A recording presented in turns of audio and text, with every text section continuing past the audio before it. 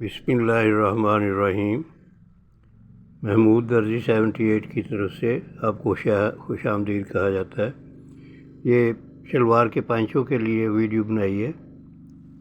तो सबसे पहले पांचे के एंड पे शटर लेस लगाई है।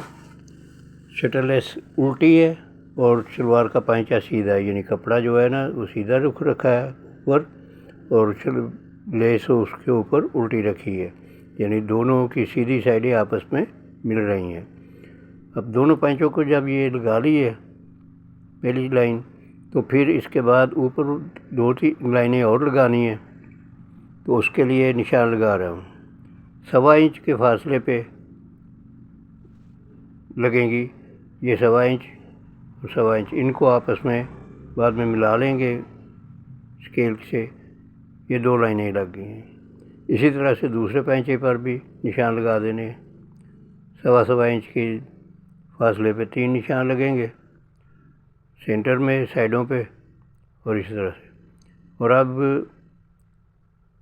ये निशान तो मुकम्मल लगा लिए।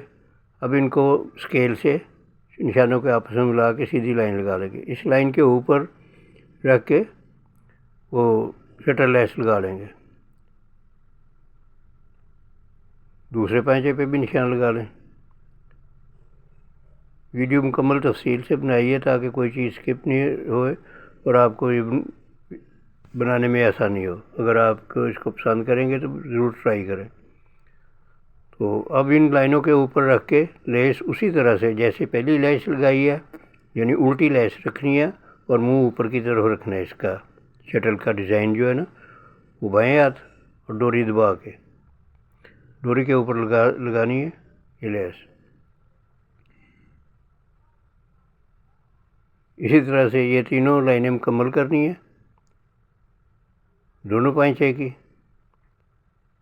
ये सूट जो है ये बिल्कुल सादा सूट था, तो कस्टमर की फिर कहना था कि इस पर कोई डिज़ाइनिंग हो जाए।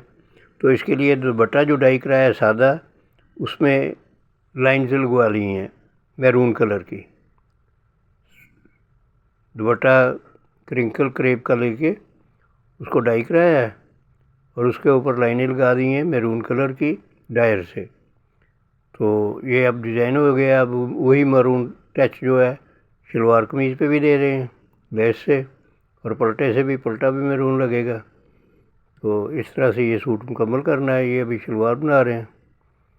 तो अब देखिए, अब इन जो तीनों लाइनें लग गई हैं इनकी, तो अब लेस को टर्न करके ऊपर किनारे की सिलाई लगेंगी तो लेस सीधी हो जाएगी शलवार के हिसाब से। शलवार का कपड़ा भी सीधा और शलवार वो भी सीधी, और किनारी दब जाएगी इसकी। अब लेस भी ऊपर सीधी साइड है और कपड़ा भी सीधा साइड है शलवार का। तो इसी तरह से बाकी लाइनों पर भी किनारे की सिलाई लगानी है। डोरी को दबा के जो से लेस की डोरी होती है साथ, वो दब जाएगी किनारी। तो इस तरह से ये तीनों मुकम्मल करनी है। ये दूसरी लाइन भी लग गई। अभी एक लाइन और है, उनको भी सिलाई लगा के किनारे की ऊपर। तो फिर जो आखिरी लाइन होगी उसके नीचे टर्न करने वाला कपड़ा जो पैंचे के अंदर टर्न करना है वो आगे रख के फालतू, तो उसके ऊपर लगाएंगे ये पैंचे की सिलाई जो आखिरी है।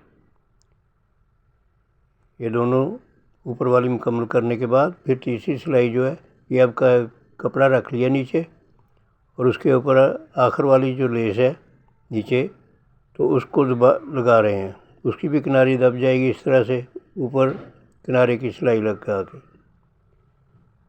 कपड़े का दबाव वही एक पैर का सिर्फ लेना है नीचे से। इसी तरह से दूसरे पैंचे पे भी लगा दिया नीचे कपड़ा। ये दोनों पैंचे इस तरह से मुकम्मल करने के बाद अब इनको प्रेस करके हल्का सा नम लगा के प्रेस कर लेंगे। यहाँ पर प्रेस लगाने के बाद 2.5 इंच चौड़ा टफ का पीस लेंगे पैंचे की लंबाई में। जितना लंबा पैंचा है उतने लंबे पीस होंगे। तो इनको सीधी साइड से भी करके, अब ये टफ चेपी नहीं लगा रहा, टफ लगा रहा हूँ। टफ का 2.5 इंच चौड़ा पीस है और 2.5 इंच चौड़ा तैयार होगा पैंचा। इसको अच्छी तरह से पेस्ट करना होता है, इस्त्री को फुल गर्म करके आयरन को ये चिपकाना होता है ताकि ये खुले ना। अब ये करने के बाद पट्टी को किनारे से टर्न कर लेना है, कचीला सिलाई लगा लेनी है, जो अंदर कपड़ा टर्न करना है उसको किनारे पे सिलाई लगा लेनी है, कच्ची लब इसको बोलते हैं। ये सिर्फ एक टर्न करके सिलाई लगा देते हैं। दूसरे पैंचों को भी इसी तरह सिलाई लगा देंगे। वीडियो तफसील से बनाई है ताकि आपको कोई चीज़ मिस ना हो जाए। पूरी वीडियो देखेंगे तो ये पैंचा आपको बनाने में आसानी होगी और ख़ूबसूरत लगेगा ये पैंचा। अब इसको टर्न करके ग्लू स्टिक से हल्की सी ग्लू लगा लेनी है, वहीं जहाँ सिलाई लगाई है किनारे की टर्न करने वाले कपड़े को, तो उसको टफ के ऊपर चिपका लेंगे। ये हल्का सा ग्लू स्टिक के साथ ग्लू लगा लेना ताकि ऊपर वाली सिलाई लगाते हुए नीचे वाला कपड़ा इकट्ठा ना हो कहीं। इसी तरह से दूसरे पैंचे को भी कर लेना। पहले इस्त्री अच्छी तरह से लगा के टफ को जितना ज़्यादा चिपका लिया जाएगा वो बेहतर है, कपड़े के साथ एक जान हो जाएगा। तो अब इसको ऊपर वाली सिलाई लगानी है। टोटल पैंचा तैयार हो जाना मुकम्मल। ये इस सिलाई के बाद ये सिलाई लगा के दूसरे पैंचे पे ये सिलाई लगेगी।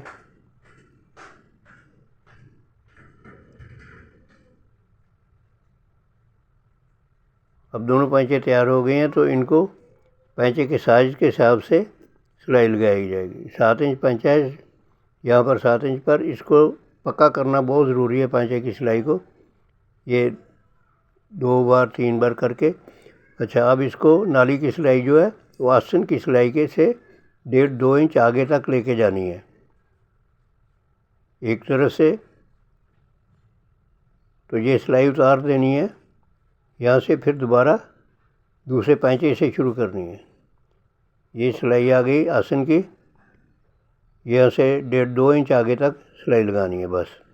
और अब दूसरा पैंचा वहीं से शुरू करेंगे जैसे पहले शुरू किया, वही निशान लगा के 7 इंच खुला पैंचा है इसका। वीडियो अच्छी लगे तो लाइक एंड शेयर ज़रूर कीजिए और चैनल को सब्सक्राइब कीजिए। ये सिलाई मुकम्मल करने के बाद ये पूरा तैयार हो जाना है सलवार के पैंचे। सलवार ऊपर से तो पूरी पहले ही तैयार कर ली थी, इलास्टिक वगैरह डाल के बेल्ट लग चुका है। अब ये तो चैनल को सब्सक्राइब करें और वीडियो को लाइक एंड शेयर ज़रूर करें। अल्लाह ताला आप पर मेहरबान हो। तो ये देख सकते हैं ये लुक आई है पैंचों की। ये एक पैंचा, अभी दूसरा पैंचा यही आपके सामने प्रेस करेंगे तो ये मुकम्मल हो गया।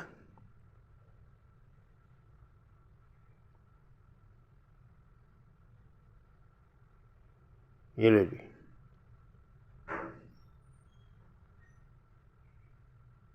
अपना और अपने अजीज़ों का ख्याल रखें। अल्लाह ताला आप पर मेहरबान हो। अल्लाह हाफिज़।